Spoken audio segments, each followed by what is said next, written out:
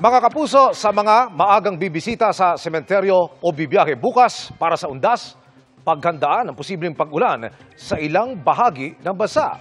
Base sa datos ng Metro Weather, umaga bukas may pag-ulan na sa Cagayan Valley, Ilocos Provinces, Mimaropa, Bicol Region, Western at Central Visayas, pati sa Sulu Archipelago. Pagsapit ng hapon, mas malaking bahagi na ng Luzon ang posibleng makaranas ng kalat-kalat na ulan.